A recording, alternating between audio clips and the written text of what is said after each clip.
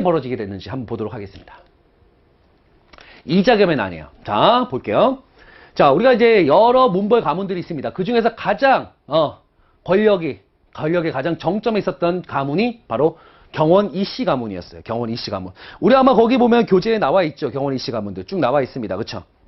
그래서 뭐 보시면은 경원 이씨 가문이 뭐 계속적으로 왕실에 지금 이제 왕비를 공급하는 집안입니다.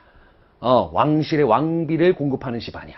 왕실과의 혼을 통해서 권력을 차지했다. 물론 문벌 가문들은 자기들끼리 결혼하지만 권력을 더 강화시키기 위해서 왕실과도 통혼을 한다고 말씀드렸죠.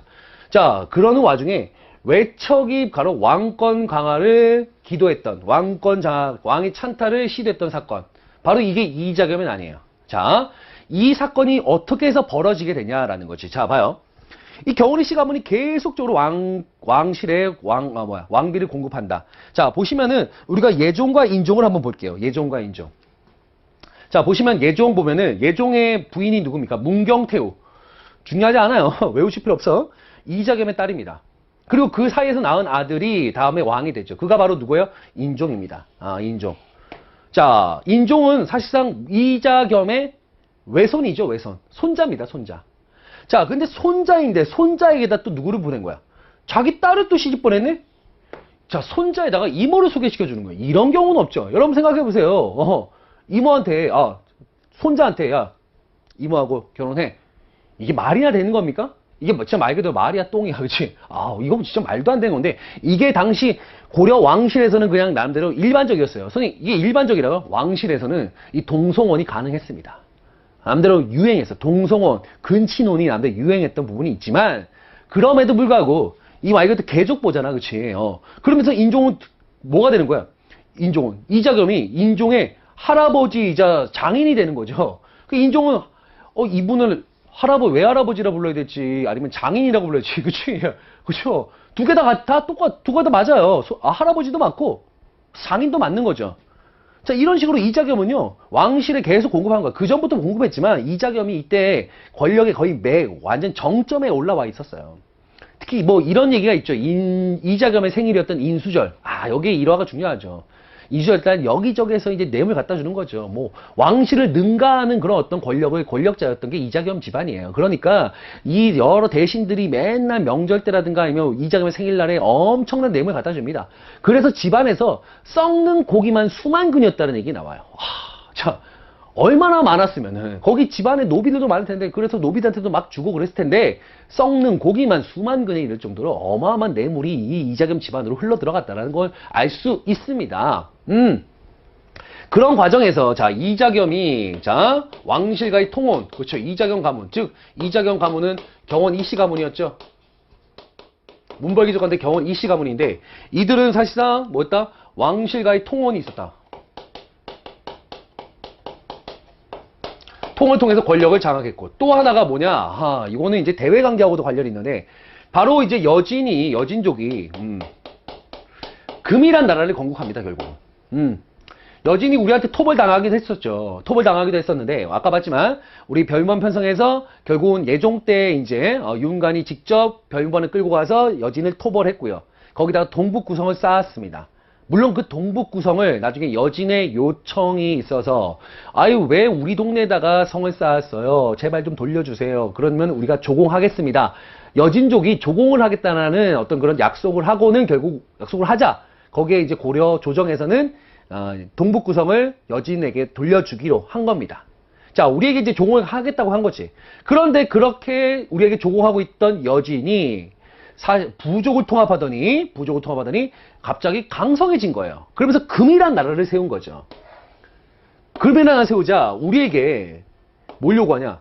군신 관계를 요구합니다. 반대죠. 우리한테 조공을 바쳤던 나라가 이제 힘이 세지더니 우리에게 오히려 신하의 관계를 요구하면서 우리에게 조공을 요구한 거예요. 반대가 된 거죠. 우리에게 조공을 바쳤던 나라한테 우리가 조공을 해야 되는 상황이야. 즉 군신 관계, 이걸 뭐라 그래요?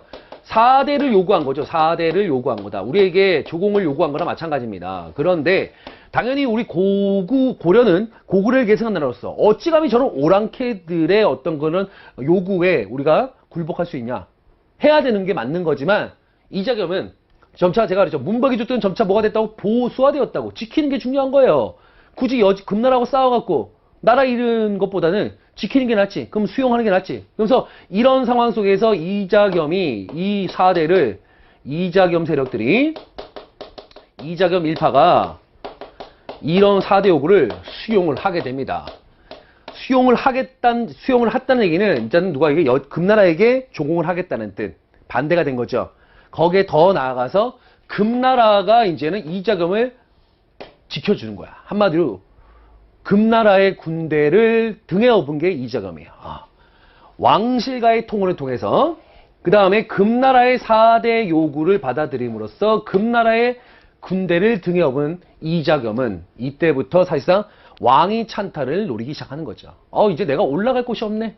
내가 올라갈 곳은 내 손자이자 사위인 인종을 끌어내리고 내가 왕이 되는 길밖에 없겠네 하면서 이때부터 18자 위양설, 이자겸이 내셨던 당시 비기설이 있어. 예언설. 18자 위양설이 합니다.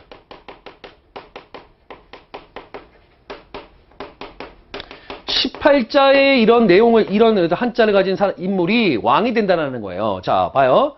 18, 자, 이러면 뭐가 됩니까? 이씨입니다. 이씨. 오인 리자죠. 이씨가 왕이 된다. 자, 이딴 걸 퍼뜨린 거야. 이게 진짜 이자겸 애들이 퍼뜨렸겠죠. 진짜 이게 막 돌았을까? 아니죠. 자기들이 만들어낸 것 같아요. 아무래도. 그쵸? 이거를 이제 결국 퍼뜨리면서 결국 인종을 어떻게 한 거야? 볼모로 잡아갖고 자기가 왕위 찬탈을 시도한 거죠. 누구하고 같이? 자기 부하였던 척준경과 함께 같이 했다가 나중에 인종이 이 부하였던 척준경을 회유합니다. 너 그럼 반역자가 되는 거야? 너 나랑 같이 내가 나중에 큰 상을 내릴 테니까 이자겸 제거하자 한 거죠. 회유한 겁니다. 척준경과 원래 이자겸이 같이 인종을 볼모로 잡았는데 이 척준경이라고 하는 그 당시에 이자겸의 오른팔을 회유함으로써 결국은 이자겸의 난을 진압을 하게 된 거죠. 결국 왕위 찬탈을 결국은 한 거지만 왕실 권위는 추락할 대로 추락한 거죠. 그렇죠? 그 다음에 지배층 내부의 분열 이러면서 이거는 이자겸에 대해서 비판하는 세력들이 많아집니다. 어찌 감히 왕위를 찬탈한단 말입니까? 그래서 이런 이자겸 같은 문박이족에 대한 어떤 비판, 내 목소리가 커지게 되겠죠. 거기 문박이족 사이는 점차 조금 흔들흔들 거리기 시작합니다. 야, 문박이족 가문이 어떻게 이렇냐? 권력을 아무리 권력이 좋다 할지라도 어떻게 왕을 찬탈하냐 하면서 문박이족 가문에서도 약간의 동요가 발생하게 된다라는 겁니다. 알겠죠? 자, 그렇게 되자. 자, 보세요. 이제부터 좀 중요합니다. 자, 우리가 이제 이건 묘청의 서경천도 운동회가 제가 표현했지만 이거 사실은 묘청의 난입니다. 원래 당시에는 난.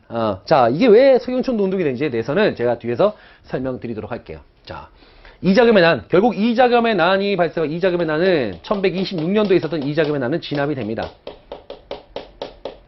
그렇게 되자 새로운 신지 세력들, 왕의 측근 세력들이 이제 새로운 주장을 하게 됩니다. 뭐라고 하냐? 그들을 뭐라고 하냐면 서경천도를 주장하는 세력들이 나와요. 이들에 반대해갖고 서경 세력이라고 제가 표현할게요. 서경 세력. 자, 대표적인 인물이 정지상이라는 인물이 있었고요. 정지상. 그 다음에 여기 정지상이 추천했던 승려 중에 한 명이었던 묘청이라는 인물이 있습니다. 이분은 승려 출신입니다. 승려 출신. 묘청 같은 인물들이 있었습니다. 자, 이분들은 어디로 천도하자라고 하면은, 자, 뭐라냐. 이자겸이 있는 이 개경이라는 동네가, 결국 개경이라는 동네가 지금 대화세가 아닙니다. 풍수지리적으로 바라봤을 때 이곳은 이제 지덕이 쇠한 곳이야. 지덕이 쇠했다. 한마디로 땅에 덕이 쇠한 곳이니까 이곳은 더 이상 이제 명당이 아니라는 거죠. 이젠 새로운 명당을 옮기셔야 됩니다. 우리는 고구려를 계승한 나라로서, 그러니까 나라 이름도 고려라고 지었고, 이제는 서경으로 가시는 게 어떠신지요? 라면서 서경천도를 주장하게 된다라는 거죠. 누가? 이들 서경 세력들이.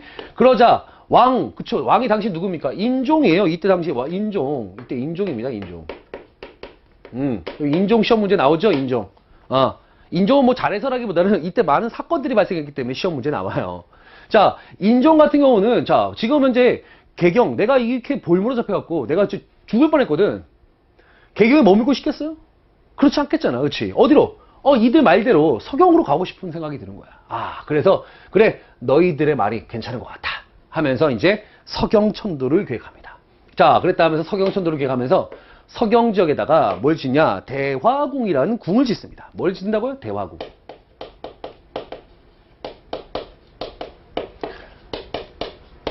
대화궁을 축제합니다. 어디다가? 서경에다가. 이제 천도는 이제 천도할 일만 남았습니다. 이미 궁도 만들었고 이제 끝났어요. 이제 어느 정도 이제 계획이 됐고 성세력들도 이제 가시는구나 했는데 문제는 뭐냐? 바로 이 대화궁이 소실되는 사건. 벼락이 맞고 여기에 불이 타버려요. 대화궁이 불타버립니다. 불타버리면서 사실상 이게 더 이상 궁이 이제 제 규시를 못하게 된 상황이 벌어지게 된 거예요. 그러자 이때다 싶었던 게 뭐냐면 이때 바로 이자겸의 후예들이라 보면 이자겸과 같은 문벌귀족들, 그쵸? 문벌귀족들은 그들의 항상 근거지가 어디였습니까? 개경이었단 말이죠. 개경을 옮긴다는데 이자겸 때문에 지금 말 꾹 지금 참고 있다가 이 대화궁에서 불이 나자 이때다 싶었는지 보십시오. 여기가 대화세라고요? 여기가 명당이라고요? 지덕이 이곳이 순조롭다고요? 아닌 것 같은데요? 그런 곳이라면 과연 불이 나겠습니까? 벼락이 치겠습니까? 벼락이 쳤다는 것은 하늘도 이곳으로 천도하는 것을 인정하지 않겠다는 거나 마찬가지입니다. 라면서 다시 한번 개경으로 황도하실 것을, 개경으로 그냥 개경에 거기 머물 것을 인종에게 부탁한 거죠. 누구냐면 여기 있던 개경 세력들입니다. 바로 이들은 누구냐? 바로 김부식 등의 기존에 있었던 문벌 귀족들입니다. 김부식 등의 기존의 문벌 세력들. 자, 이들을 뭐란다? 기존의 문벌 세력들입니다. 기존에 있는 문벌 세력들. 이들은 좀 신진 관료들이죠. 자, 그렇게 되자 서경과 개경을 두고는 다 싸우다 결국은 개경에 머무는 걸로. 개경에 머문 걸로. 자, 그러면서 이들이 사실상 다시 한번 개경에 머문 거자. 여기에 불만을 품었던 게 신진 세력들입니다. 옮긴다고 했는데 왜 개경에 머무냐고 하면서 여기에 빡쳤던 인물이 바로 이 묘청이에요. 그러면서 이 개경파 사이에서 갈등이 벌어지게 되는 과정에서 정지상은 제거가 되고 말아요. 제거가 됩니다. 자, 제거되고 결국 묘청이 여기에 이제 빡친 거지. 그래서 이제 어디서 서경을 근거지로 옮기지 않겠다고 했거든, 인종이. 그러자 서경을 근거지로 반란을 도모했으니 그게 뭐다? 묘청의 난입니다. 그게 뭐라고요? 묘청의 반란이 발생합니다. 1135년 묘청의 반란. 그러니까 이 이자겸의 난에서 묘청의 난으로 이어지는 이 과정들이 어떤 과정을 거쳐서 이제 묘청의 난이 발생했는지 우리가 체크를 해야 된다는 거죠. 아까 제가 인종하면서 이자겸의 난과 묘청의 난이 발생했다라고 말씀드렸잖아요. 그쵸? 그게 바로 그겁니다.